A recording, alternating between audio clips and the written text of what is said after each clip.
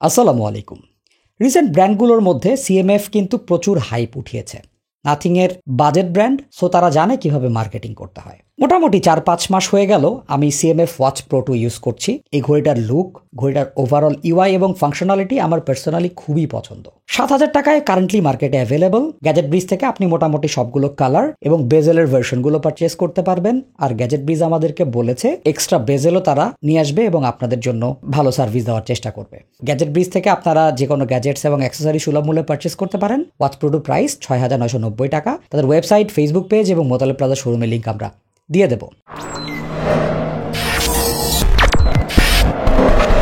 So প্রথমে আলোচনা করব এর কিছু নেগেটিভ সাইড, যেটা আপনাদেরকে অবশ্যই মাথায় রাখতে হবে। ফার্স্ট অফ অল, যারা ফিটনেস এনথুসিয়াস্ট তাদের জন্য স্ট্রাভা একটা ইম্পর্টেন্ট ফ্যাক্টর। ওয়াচ প্রো 2 তে স্ট্রাভার ইন্টিগ্রেশন থাকলেও আমি কিন্তু এই ডিভাইসটাকে কানেক্ট করতে পারি নাই। ইরোড দেখায়। প্রথম দিকে কানেক্ট হলেও খুবই অল্প সংখ্যক ডাটা সিঙ্কিং হতো, যেটা আমার কাছে খুবই অপ্রতুল লেগেছে।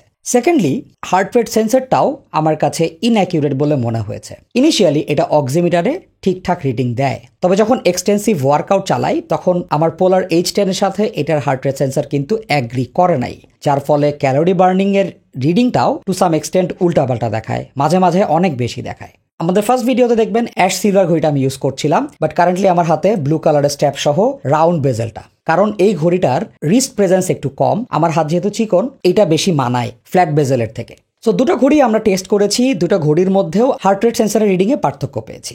থার্ড পয়েন্ট, এটাতে জিপিএস আছে। আনফর্চুনেটলি জিপিএস কানেক্ট করতে সারাদিন লেগে যায়। জোকস অ্যাপার্ট, 1 মিনিট 1.5 মিনিটের কাছাকাছি সময় লাগে।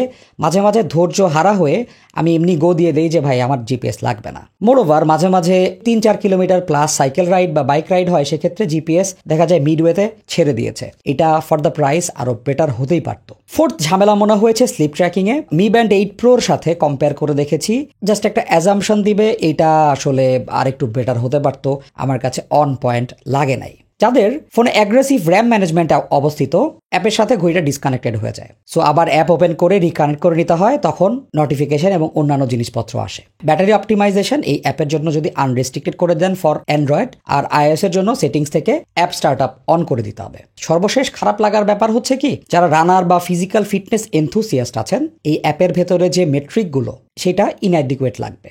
আরও অনেক ডাটা লাইক VO2 Max এই প্রাইসে Mi Band 8 Pro, Mi Band 9 কিংবা Huawei Band 8, 9 এই জিনিসগুলো কিন্তু অফার করছে। তবে এই ঘড়িটার সবচেয়ে ভালো দিকগুলো নিয়ে একটু আলোচনা করে ফেলি। প্রথমে আসবে এর বিল্ড এবং ডিজাইন। বাজারে প্রচুর স্মার্ট ওয়াচ, তার মধ্যে CMF watch pro 2 minimalist but একটা টোটালি ডিফারেন্ট অ্যাপ্রোচ নিয়েছে, যেটা আমার মনে হয় সবারই ভালো লাগবে। ফ্ল্যাট বেজেল বলেন কিংবা রাউন্ড বেজেল বলেন, লুকস গুড, লুকস ডিফারেন্ট। ফিনিশিংয়ে কোনো জায়গাতে কার্পণ্য করা হয় নাই। ক্রাউনটা ট্যাকটাইল ফিডব্যাক না দিলেও খুবই সলিড একটা এক্সপিরিয়েন্স দিয়েছে। এর যে বেজেলটা ডিসপ্লেকে কিন্তু প্রোটেকশনও দেয়। তাছাড়া এখানে মাইক্রোফোন, স্পিকার, IP68 রেটিং রয়েছে। মজার ব্যাপার, এই ঘড়িটা পরে আমি 2বার সুইমিং পুলে গোসল করেছি। ক্লোরিন পানিতে IP রেটিং আলা স্মার্ট ওয়াচ আমি রিকমেন্ড করি না, বাট আমার ঘড়িটা সার্ভাইভ করে গেছে। তবে আপনি চাইলে এটা পরে উজু করতে পারবেন, বৃষ্টিতে ভিজতে পারবেন, ঝর্ণাতে গোসলও করতে পারবেন। তবে সমুদ্রের পানি এবং ক্লোরিন পানি থেকে আমি অবশ্যই ঘড়িটাকে বাঁচিয়ে রাখতে বলবো। এই প্রাইসে 5 ATM বা 3 ATM রেটিং থাকলে আরেকটু কমফোর্টেবল ফিল করতাম। এর স্ক্রোল হুইলের ইমপ্লিমেন্টেশন আমার কাছে একদমই ইউনিক লেগেছে। এত রেসপন্সিভ এবং ডিসপ্লের সাথে সুন্দর সিঙ্ক করে, এই কথা আসলে ইউজ না করলে বোঝানো ডিফিকাল্ট হয়ে যাবে।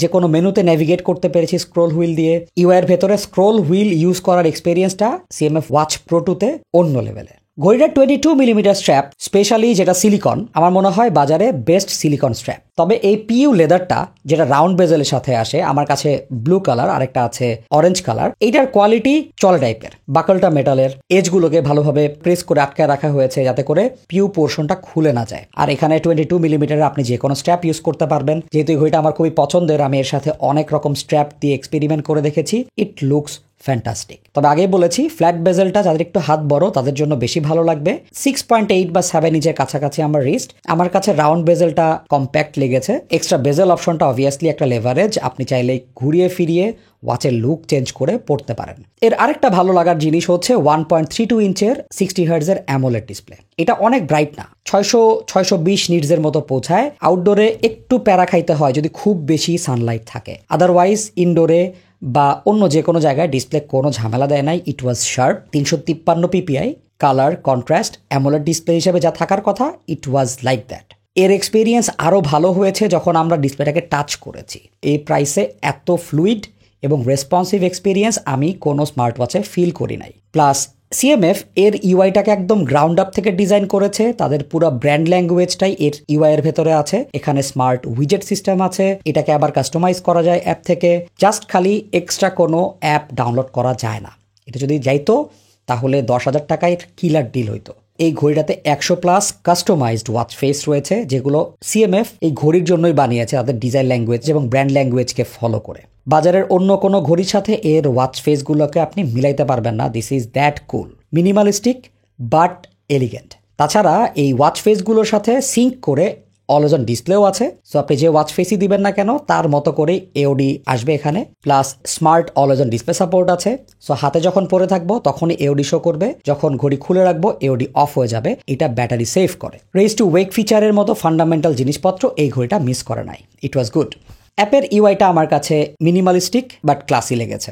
আমরা ডিসকানেক্টিভিটি ইস্যু নিয়ে কথা বলেছি, অ্যাপের হালকা পাতলা বাগও রয়েছে। আই হোপ এই অ্যাপটা আরও স্টেবল হবে ওভার দ্য টাইম। ঘড়ি যতগুলো সেটিং দরকার অ্যাপের ভেতরে সব কিছুই আছে। তবে আইওএসে শুনেছি অ্যাপটা মাঝে মাঝে ফ্রিজ হয়ে যায়, কল আসলে ঘড়ির সাথে কমিউনিকেশন করে না। আমি অ্যান্ড্রয়েডে এই অসুবিধাগুলো পাই নাই। এই ঘড়িটা থেকে আমি মডারেট ব্যাটারি ব্যাকআপ পেয়েছি। AOD on, calling feature on, মোটামুটি রেগুলার ব্যাডমিন্টন খেলার পরে আমি এই ঘড়িটা থেকে 3.5 থেকে 4 দিন ব্যাটারি ব্যাকআপ পেয়েছি। তবে এওডি এবং কলিং ফিচারটা অফ রাখলে এই ঘড়িটা থেকে 10 দিন প্লাস ব্যাটারি ব্যাকআপ পাওয়া গেছে। খুবই রিলায়েবলি আমি এই ঘড়িটা দিয়ে কথা বলতে পেরেছি। আমার মনে হয় আমাদের কল ডেমনস্ট্রেশনটা আপনাকে আরো প্রপার আইডিয়া দেবে। আমার হাতে সিএমএফ ওয়াচ 2 প্রো। যে রেকর্ডিংটা শুনছেন এটা ওয়াচ 2 প্রো থেকেই বের হচ্ছে। এইটা আমার মনে হয় 10,000 টাকার মধ্যে সবচেয়ে রিলায়েবল কল কোয়ালিটি দিতে সক্ষম, অ্যাটলিস্ট স্মার্ট ওয়াচের ক্ষেত্রে। আমরা এটা দিয়ে ওয়েব কলগুলো সাপোর্ট পেয়েছি, স্পেশালি হোয়াটসঅ্যাপের কল ডিরেক্টলি এটার ভেতরে ঢোকে। এটার মাইক্রোফোন ইনডোরে ইভেন আউটডোরেও বাইক চালাতে চালাতে আমি এটা ইউজ করেছি। সুন্দর কমিটেড একটা মাইক্রোফোন কোয়ালিটি পেয়েছি। আর আপনারা কমিটেড ওয়ারড্রোব সাপোর্ট পাবেন ফ্যাব্রি লাইফ থেকে। ফ্যাব্রি লাইফ থেকে পারচেস করার সময় ড্রয়েড হেড এই কুপনটা ইউজ করলে ফ্ল্যাট 10% ডিসকাউন্ট পেয়ে যাবেন। এই ঘড়িটাতে আমরা হোয়াটসঅ্যাপ কল সাপোর্ট পেয়েছি। তার জন্য হোয়াটসঅ্যাপের সেটিং থেকে নিয়ার বাই ডিভাইস অপশনটা অন করতে হয়। তবে কল যদি রিসিভ করতে না চাই তাহলে কুইক মেসেজ থেকে রিপ্লাই দিয়ে দেওয়া যায়। টেক্সট মেসেজেরও রিপ্লাই কুইক মেসেজ সেটিং থেকে দেওয়া যায়। আনফর্চুনেটলি এই ঘড়িটাতে কোনো বাংলা কিংবা ইমোজি সাপোর্ট নেই। ইমোজি এবং বাংলার জায়গায় বক্স হয়ে থাকে। এই ঘড়িটার হ্যাপটিক ফিডব্যাক আমার কাছে রিজনেবল লেগেছে। আর একটু টাইটার হতে পারতো, তাহলে একটু প্রিমিয়াম এক্সপিরিয়েন্স পাওয়া যেত।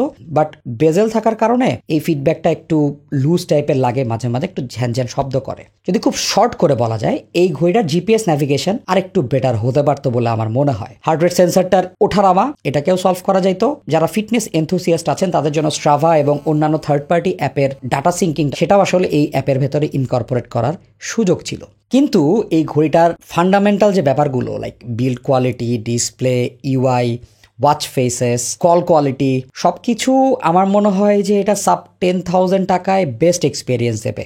আমাদের রিকমেন্ডেশন এরকম, আপনি যদি ফিটনেস এনথুসিয়াস্ট হন তাহলে আমি বলবো সিএমএফ ওয়াচ প্রো 2 বাদ দেন। এটা আপনাকে ওই কভারেজটা দিবে না। আপনি যদি স্মার্ট ওয়াচ লাভার হন, আপনার হাতে একটা ভালো স্মার্ট ওয়াচ থাকবে যেটাকে আপনি বিভিন্ন অ্যাটায়ারের সাথে পরবেন, আপনার ফিটনেস ট্র্যাকিং নিয়ে কোনো টেনশন নাই, তাদের জন্য এই স্মার্ট ওয়াচটা আমি নিঃসন্দেহে পারচেস করতে বলবো। আই হোপ আমাদের ভিডিও আপনাকে একটা প্রপার মেসেজ দিতে পারবে, এই ঘড়িটা ভালো বা মন্দ সম্পর্কে ফুল ইনফরমেশন শেয়ার করতে পারবে। দেখা হবে নতুন কোনো ভিডিওতে। যারা আমাদের চ্যানেলটিকে এখনো সাবস্ক্রাইব করেন তারা সাবস্ক্রাইব করবেন, যারা আমাদের ফেসবুক গ্রুপ এবং ফেসবুক পেজে জয়েন করেন নাই জয়েন করবেন। আসসালামু আলাইকুম।